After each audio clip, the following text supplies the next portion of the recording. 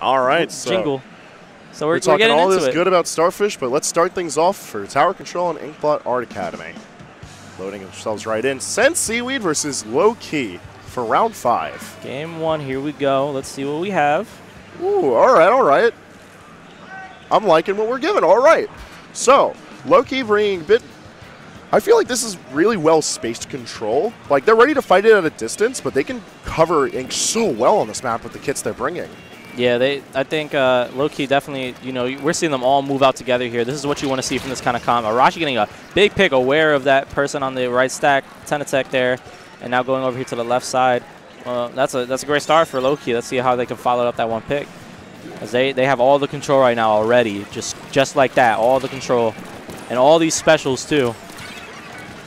Yeah, just speaking of players individually on Lowkey, they traditionally are very aware of their positioning.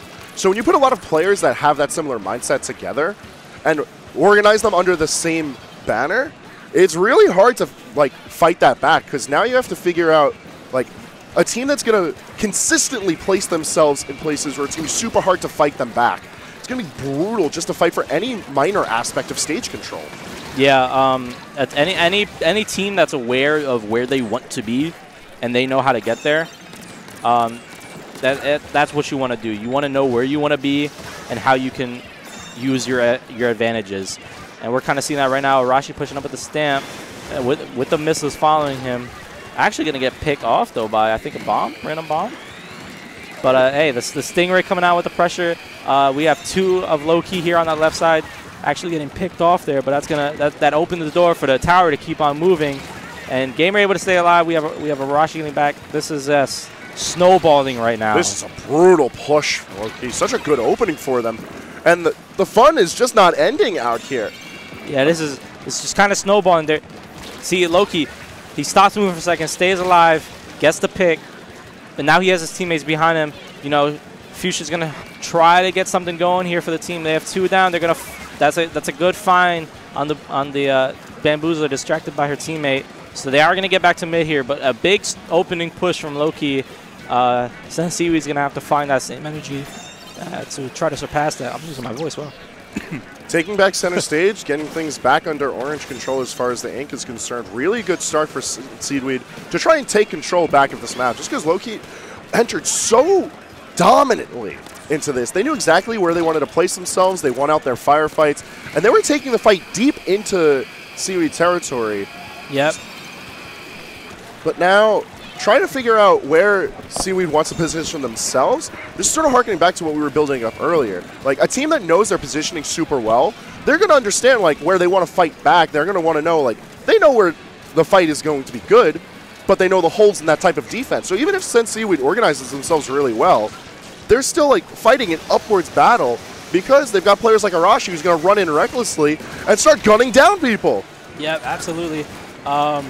And that's 3 down, 4 down now. They have a clean path to the final goal here after they get past this checkpoint. Man, I've said this about Arashi before. He's more like a stage hazard than he is a teammate. Like, he gives so many openings for his team because he's willing to just run in, get himself a leisurely triple, and just sort of hang around. He draws so much attention to himself. It's no wonder that Lowkey is able to take game 1 so confidently. Yeah, that was a very, I mean, hey, that's exactly what they wanted to do. A big knockout to open up that set there. I mean, we saw a lot of examples of the kind of things that we talked about that you want to strive for. We saw just a lot of things opening up. The stamp was very effective in the way he used it up in that left side. You know, there's not much room to avoid it there, and that put on a lot of pressure. And, I mean, they followed up. They were using their specials, you know, one after the other, keeping up just nonstop pressure, and it just kind of snowballed. Excuse me, let me take it over. I'm going to call it. So Game 2 is going to bring us on to Rainmaker Starfish. We spent plenty of time guessing up this combination, showcasing like what it offers for just strong Splatoon play. And if there's anything that Game 1 brought us, what's some strong Splatoon play from Lowkey? They played things by the books. They showed like why standard play is as strong as it is for Splatoon, for competitive Splatoon at this level. Yeah, for sure. I mean, hey, we just saw a lot of examples of what strong Splatoon is, as you said. I mean, They had everything. They had everything they needed. They reacted quickly. They used their specials effectively. I just saw Broccoli go in the trash. Yeah. Still enjoying his broccoli. And he's got walnuts. Look at this. Healthy snacking. Really important at Majors. Any event, really. So, coming into this, what do you think Seaweed can do to pick themselves back up? Because we didn't even really get a chance to see them play. Like, it's not even like we can pick apart, like, poor decisions or poor communication because they spent so much time just trying to get themselves back together. I think they just need to figure out, I mean, Lowkey kind of runs comps you don't see every day. Bamboozler, the Kensa L3, even Brella's becoming less common, and they have the same exact comp coming out here. I think that might have been a big issue. Figuring out how to deal with these weapons that, you know, these players are kind of masters of. I know Tetsu's been a Bamboozler forever. Arashi, great with the Kensa L3. I think that might have thrown them for a loop. So if they can figure out how to approach these players, you know, that's what they kind of need. And they're going to start off with armor here. Let's see if they can get anything going behind it. Been kind of caught off alone, but it ends up being a trade. And we have the flank coming from Blush. It's going to be kind of a 2v2 scenario now. Gamer pushed all the way up, though. Let's see if Fuchsia can come up behind him and get the pick. They do finally get it, but they sacrifice mid for it as pressure coming into the street now.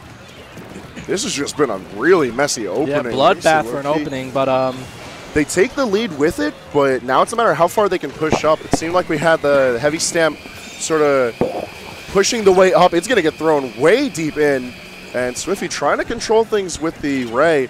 Not going to do too much to stave off the pressure. Yeah. So basically a wipe coming out from Seaweed, so a good reaction to that push there. You know, the stamp not being as effective. Let's see if the Rainmaker doesn't get picked off by Arashi on this left side. He has Blush behind him. But the stamp going to come right back down. The hammer comes down. I feel like this is a special that we don't get to see too often.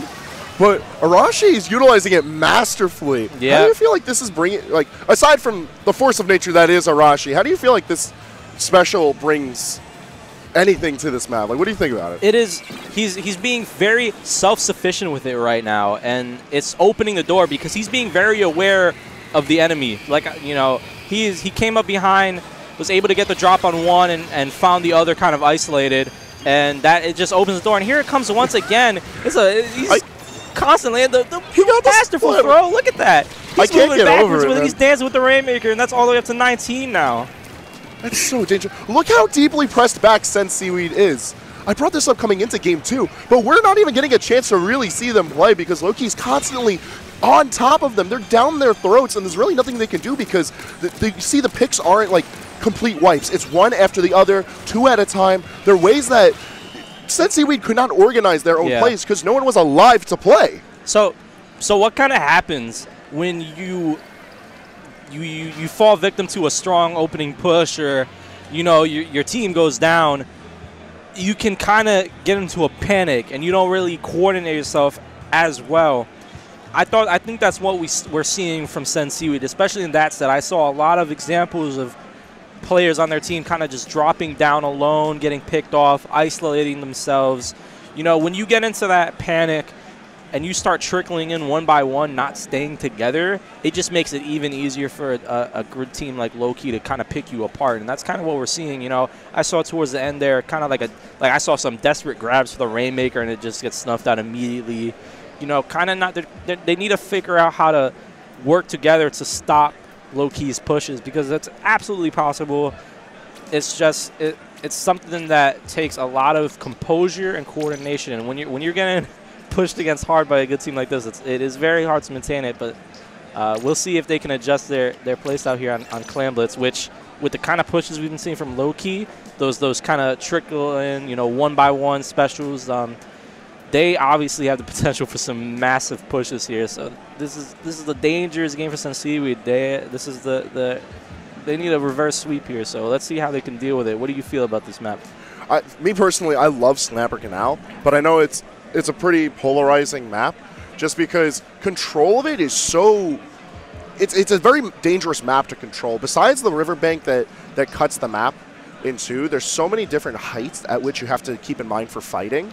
And things can get chaotic very quickly. And we've seen, as you brought up, Seaweed breaks off into solo play once things start to get chaotic.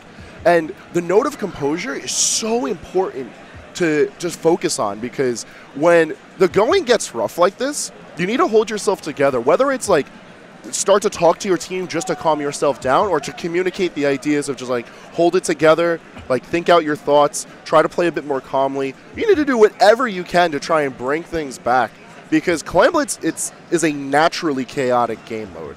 And if you don't have your organized pushes, you don't have well-communicated positioning, you're going to fall apart right out the gate.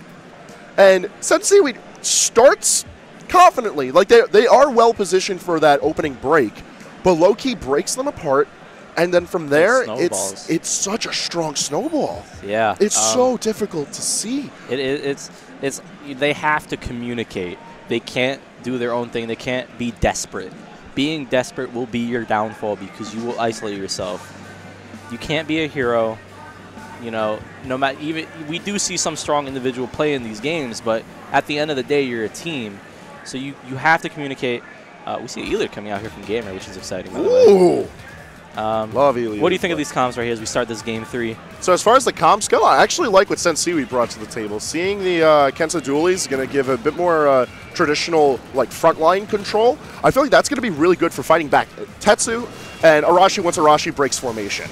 Because if you're able to focus out those singular picks, then there's a little bit less chaos that's going to be brought to the table. Because we've already seen how well Tetsu's able to break enemy formation, and then once Arashi gets his game going, you just sort of have to deal with it while also fighting the rest of his team. Yeah, absolutely. And we see two big picks here, 3 big picks coming out there. The trade being the last one, but Swiffy is now tasked with the task of playing defense right now as the flank coming out. Let's see if they can react to it. The Stamp's going to come out. They have to hold it off here. This is going to be an opening for a big push with 20 clams on Lowkey's side. They do snuff the one out, but do they have a push brewing? They're all on that kind of across the water side. The bubbles are going to come out from Swiffy, but again, alone playing defense. Let's see, the Bamboos are able to pick them off, and now this is definitely going to be a pusher from Lowkey. See the clam come in, followed by the Stamp. Big special push right here. Stamp and Bubbles just take up so much room. It's so hard to fight off this area. Seaweed needs to buckle down and defend as a team. If they keep on getting picked off one by one, this is just going to be a never-ending push onto their net. Yeah, and look at what Lowkey is doing. The big wall plays coming out. They have 2 against L3s. That's 2 Stamp spam and 2 walls, just able to save themselves and put so much pressure in certain situations. And Seaweed is kind of struggling with it. But hey, they were able to fend off that push. You know, they didn't lose too much ground on it, but Lowkey has all the control and a bunch more clams. They're going to have to get some picks here, one way or the other, as the one able to get one stray football in and chasing Swiffy, able to get them with the Stamp. Nowhere to run on that slick, as that's going to be a bunch of points coming in from Lowkey's side, as another Stamp coming out, camping the drop, as well as Tetsu abusing the range advantage right here. This is getting very dangerous very quickly for Seaweed. There's just a couple more clams and that match is as good as done. It's staying open. And there is one in vicinity, but it looks like time is going to be up. And I don't think they realized. Like all right. So, hey, they have a chance. Seaweed has another leash on life right here. Yeah, that is a healthy point blockade that Lowkey has to get past if they're trying to clutch this game out really quickly. So Seaweed's got to take all the time that they can to sort of press this back, put some points on the board themselves. I think more importantly than that, they got to get some ink on the board.